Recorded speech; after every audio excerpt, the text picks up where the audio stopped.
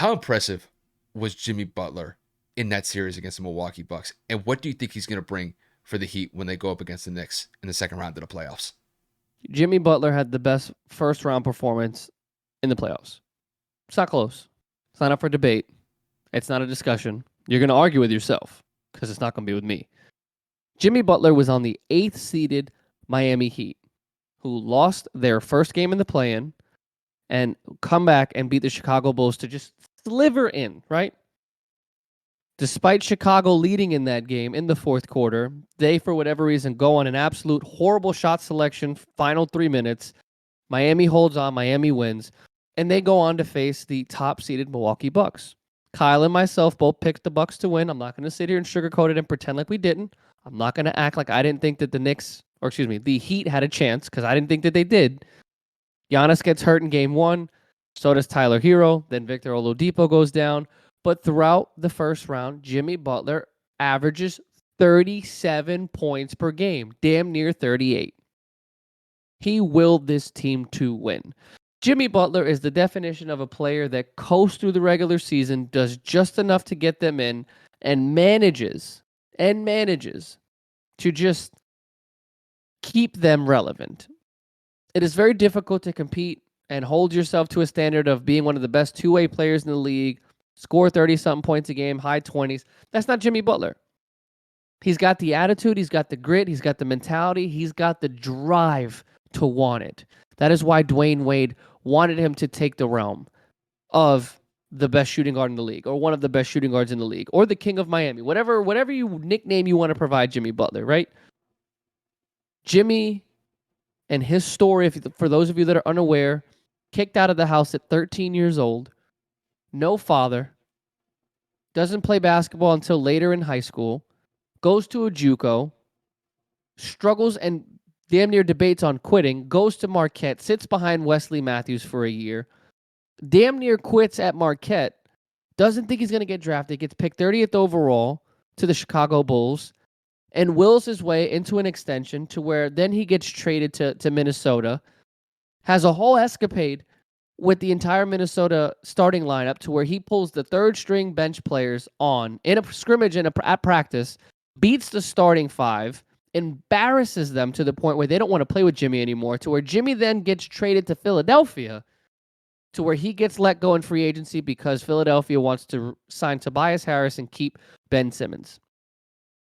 Miami scoops him up, signs him for a max, and ever since then, the Heat have been consistently in the playoffs with a finals appearance in the bubble. To where Jimmy Butler, with the famous picture of leaning over the wall, gives every ounce of his soul to the Miami Heat organization and takes 2 games away from the to the eventual champ Lakers.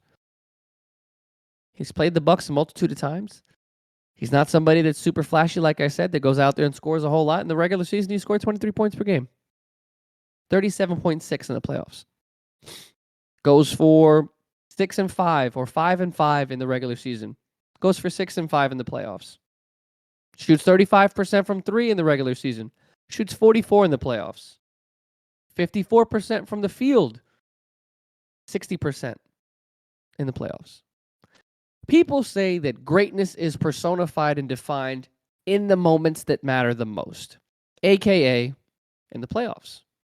It just seems like Jimmy Butler takes his game to the next level every time he steps on that court and it's in a postseason environment. He welcomes it. He thrives in it. Jimmy Butler is unequivocally a superstar. There's no debate. There's no discussion. He doesn't have to score 30 a game in the regular season to do so because he scores damn near 40 a game in the playoffs when it matters the most. What's that NBA commercial that was airing when we were kids where amazing happens? That's the postseason.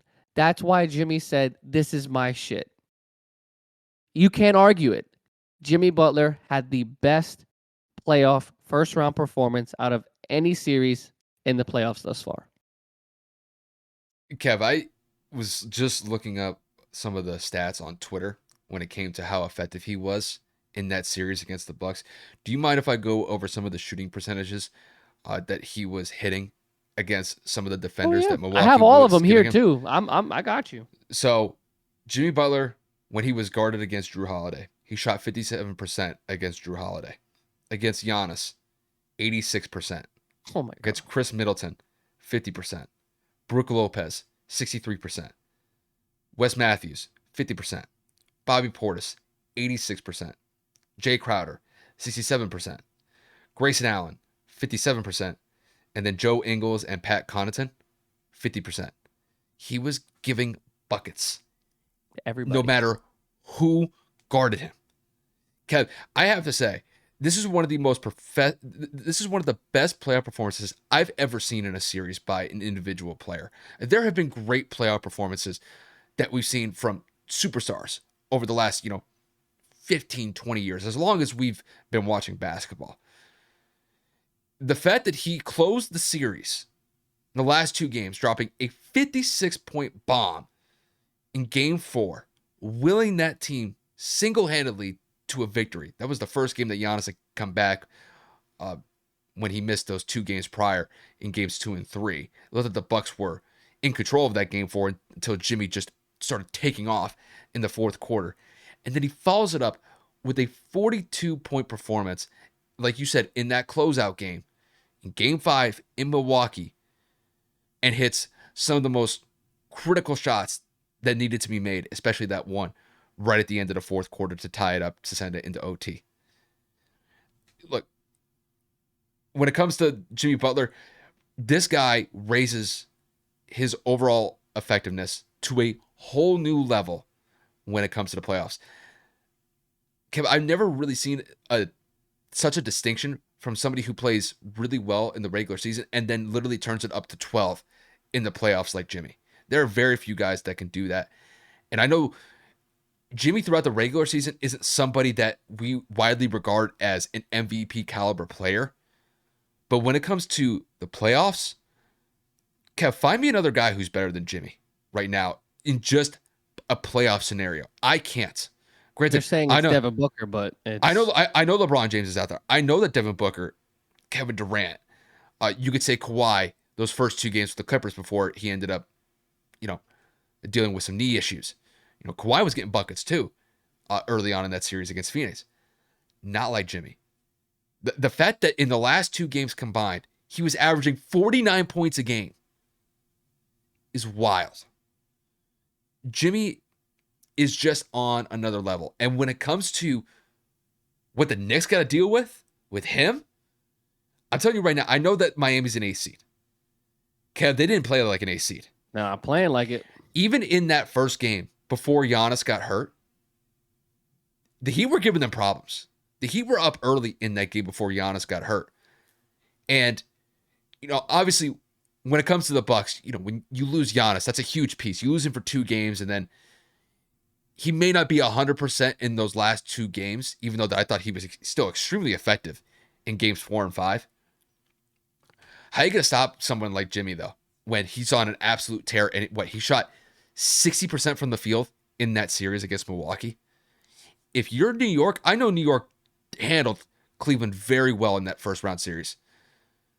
And honestly, I'm very surprised that the Cavs got bounced out in 5 games. That was something I was not expecting. I was expecting at least a 6-7 game series. And the fact that New York gave it to Cleveland in that manner, honestly, kudos to them. How you going to stop this dude? This dude, like I said, just averaged 49 points in the last 2 games in that Milwaukee series and just beat the number 1 seeded team. Not only in were the Bucks the best team in the NBA? Did they have the best record in the NBA, or was that the Nuggets? The Nuggets had the best record. Okay, I just wanted to make sure I had that right. But either way, number 1 seed in the Eastern Conference. Can't sleep on them. And the Heat knocked them out in 5 games. Granted, I know Giannis had the injury, and that definitely played a part in it. But, when you're the 6th team in NBA history to knock off a number 1 seed when you're the A seed, I got to give the Heat kudos. But with Jimmy, man, if you're the Knicks, if you're Tom Thibodeau, you got to hit that. You got to hit the tape hard over the next couple of days to find a way to slow this guy down. You got to find a way to double him. You got to find him a way to kick it out to somebody else, because if Jimmy takes over in that series, there is a real possibility that he could go to the Eastern Conference Finals. I think there's a really good chance that they're going to be able to do that. If Jimmy does not slow down and he keeps up this pace, watch out. This dude is on one.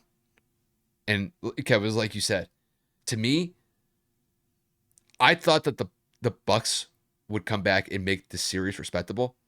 But after game 4, and you saw just how animated Jimmy was after hitting some huge shots and saying that this is why I'm here, like this is my shit. It's like, oh, you don't want to deal with You're this not dude. knocking him off that mentality. You, He's you, not coming off that hill.